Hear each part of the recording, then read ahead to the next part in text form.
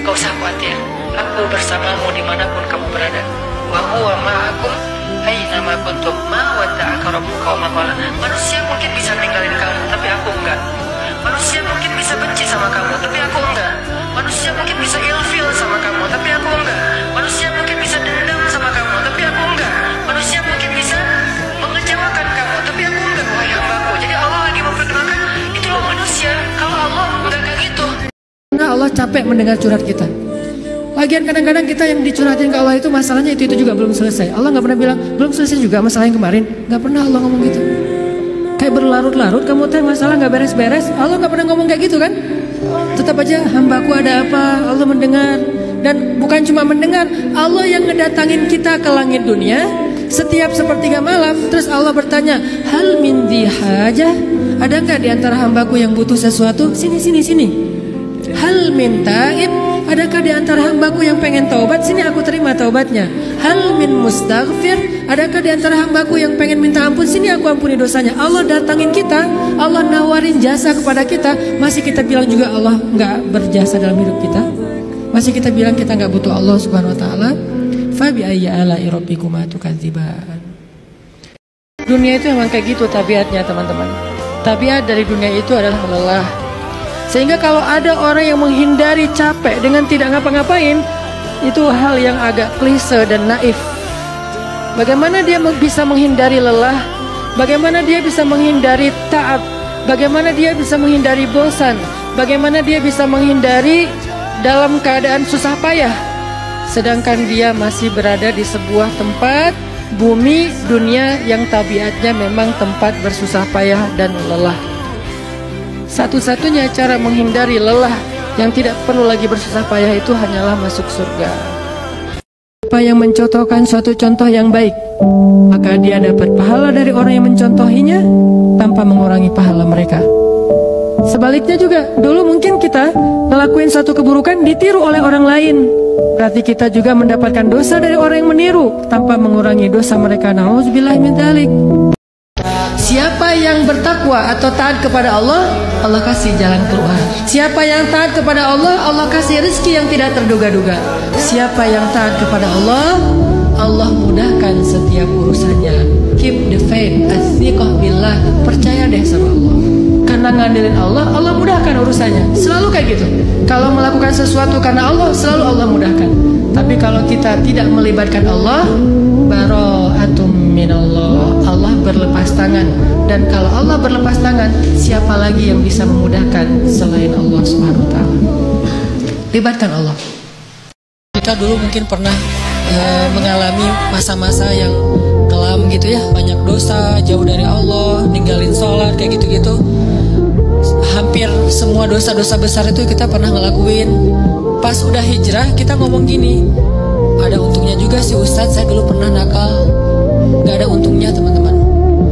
Yang harus kita syukuri bukan kita pernah nakal. Yang harus kita syukuri, kita pernah nakal tapi Allah masih kasih kita kesempatan. Itu yang kita syukuri, kesempatan tuh. Sampai akhirnya kita bisa berhijrah, Allah kasih hidayah, itu yang kita syukuri. Karena kalau kita berpikir untung juga saya dulu pernah nakal, ini bagian dari kita salah paham terhadap Allah. Jadi nggak ada baiknya kita pernah nakal, nggak ada baiknya kita pernah bandel, nggak ada baiknya kita pernah jahiliyah, pernah bikin dosa. Baiknya adalah alhamdulillah kita bisa taubat, bisa hijrah. Satu-satunya yang layak kita suuzonin itu cuma setan, bukan orang. Minimal kita bilang bukan dia nggak maksud kayak gitu. Setan yang nuntun lisan dia. Setan yang bikin dia mengatakan itu. Dan dia udah sadar sekarang. Setan aja yang disalah-salahin, gak apa-apa. Apa salah saya, kata setan? Ya emang salah. Apa salah saya? Ya kamu jadi setan gitu. Pilihlah perempuan karena 4 hal.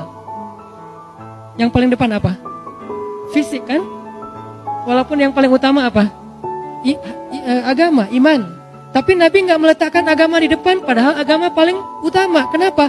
Nabi itu kalau ngomong yang realistis. Walaupun punya idealisme. Ini lihat gaya bahasa Nabi nih. Kalau kita kan agama. Kata Nabi, bukan. Fisik dulu, harta, keturunan, baru agama. Tapi kalau disuruh pilih, agama dulu. Perbaiki sholat kita, Allah akan perbaiki hidup kita.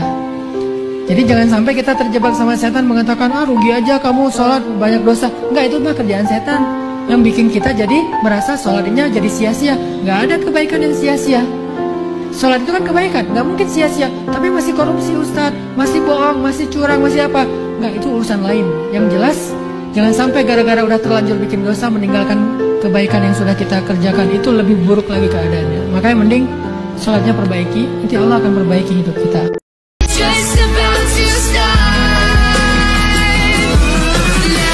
Dia nggak bayar apapun, nggak sumbangin apapun, nggak donasi apapun, cuma network doang. Yang lain misalnya bentuknya repost di sosial media, dia nge-repost, alhamdulillah nih bagus nih boosternya, di-repost sama dia.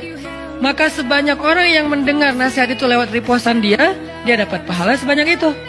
Kalau ini kemudian gara-gara di-repost akhirnya ada efek viral, karena dia repost kan, repost itu jadi nggak ketahan ya, bisa banyak banget kan, nggak kebendung gitu. Maka semua yang repost itu dia dapat pahala tanpa dia sadari, amal jariah ngalir terus menerus kepada dia. Syarat menjadi orang yang penyabar bukan sering mendengar wawasan tentang sabar. Baru disebut orang yang penyabar bukan gara-gara dia tahu ayat dan hadis-hadis sabar. Orang yang penyabar itu adalah orang yang sering ngalamin ujian dan dia bisa lewatin ujian-ujian itu. Baru disebut penyabar. Allah seolah-olah ngomong ke kita gini teman-teman, hambaku yang ngerasa sendiri setelah di grup diabaikan, hambaku yang merasa sendiri setelah dicuekin, setelah ditinggalin, setelah diputusin. Kamu kalau ngerasa sepi, gak usah khawatir, aku bersamamu dimanapun kamu berada. Wa huwa ma'akum aina ma kuntum ma wadda'aka rabbuka wa ma qala. Manusia mungkin bisa ninggalin kamu, tapi aku enggak. Manusia mungkin bisa benci sama kamu, tapi aku enggak. Manusia mungkin bisa ilfil sama kamu, tapi aku enggak. Manusia mungkin bisa dendam sama kamu, tapi aku enggak. Manusia mungkin bisa mengecewakan kamu, tapi aku enggak, wahai hambaku. Jadi Allah lagi memperkenalkan, itulah manusia. Kalau Allah enggak kayak gitu, ma wadda'aka rabbuka wa ma qala.